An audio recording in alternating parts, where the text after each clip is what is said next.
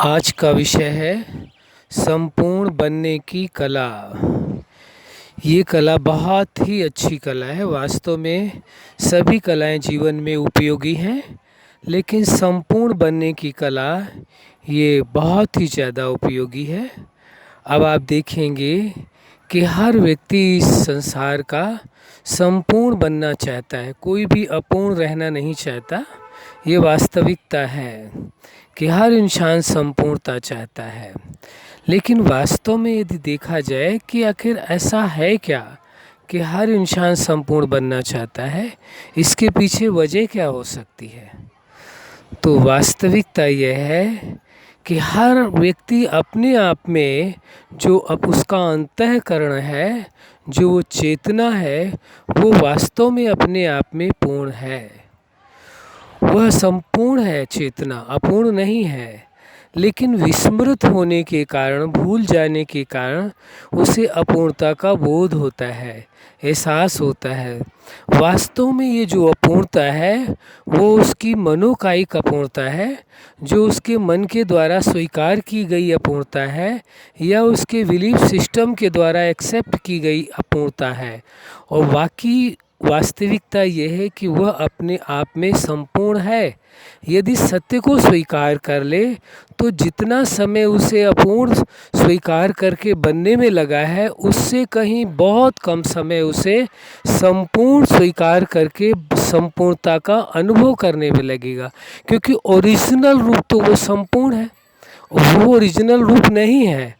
अपूर्ण उसका ओरिजिनल रूप नहीं है, उसके बावजूद भी उसके स्वीकार कर लेने से, उसके भरोसा कर लेने से वह अपूर्ण बन गया।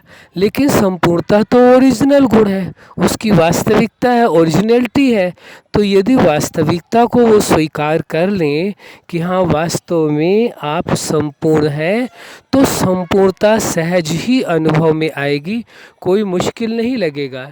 इसलिए ये अति आवश्यक विषय है कि जो भी आप कर्म कर रहे हैं, चाहे विचार कर रहे हैं, चाहे चिंतन कर रहे हैं, चाहे भावनाएं अंदर पैदा हो रही हैं या कामनाएं पैदा हो रही हैं या कल्पनाएं पैदा हो रही हैं या निर्णय कर रहे हैं, जो कुछ भी अंतःकरण में चल रहा है, उस सब में एक बात का केवल ध्यान रखें कि मैं संपूर्ण हूँ, इसलिए मेरा हर कार्य संपूर्ण होगा, मेरा हर विचार संपूर्ण होगा, मेरा हर चिंतन संपूर्ण होगा, मेरी हर कामनाएं संपूर्ण होंगी, मेरी हर भावनाएं संपूर्ण होंगी, मेरी हर कल्पनाएं संपूर्ण होंगी और मेरा हर निर्णय संपूर्ण होगा। और जो कर्म करेंगे वो कर्म भी पूर्ण होगा।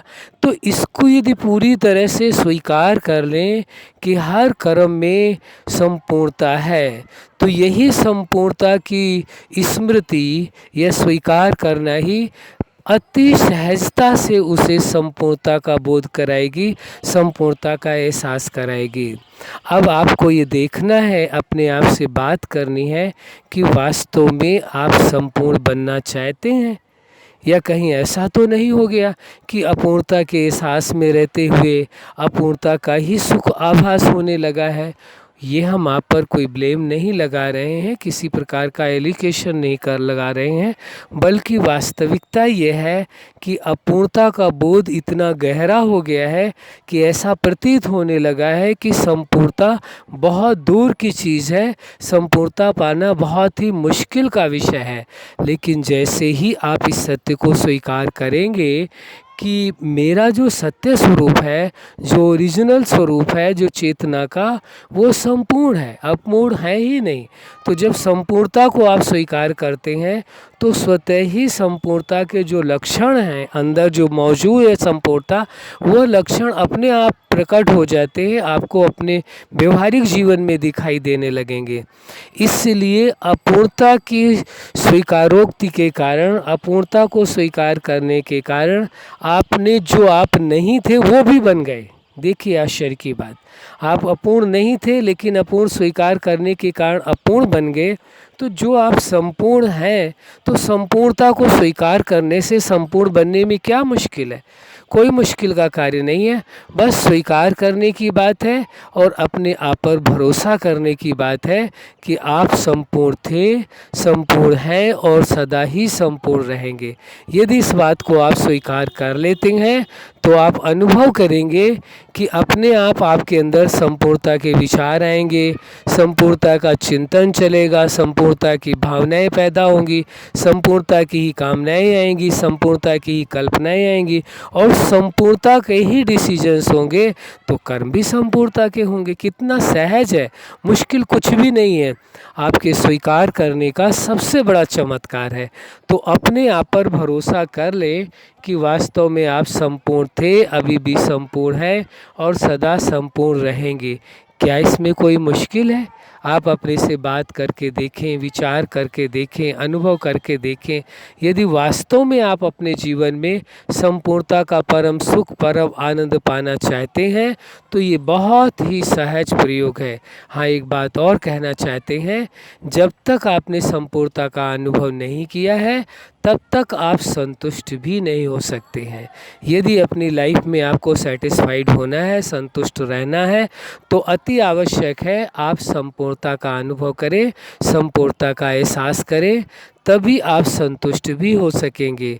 और जीवन में संपूर्णता क्या होती है, उसका प्रभाव क्या है, उसकी अनुभूतियाँ क्या हैं, वो प्रैक्टिकल लाइफ में आप अनुभव करेंगे। और देखिए, करना क्या है, करना कोई बहुत बड़ी बात नहीं है।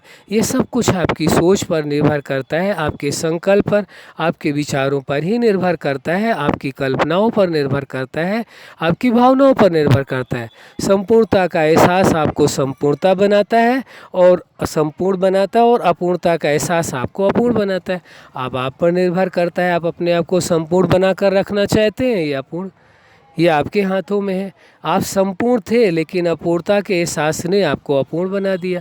अब पुनः आप संपूर्णता के एहसास से संपूर्ण बन सकते हैं। अच्छा, आप अपने जीवन में सफलता के शिखर तक पहुँचे, यही हमारी हार्दिक शुभकामना है।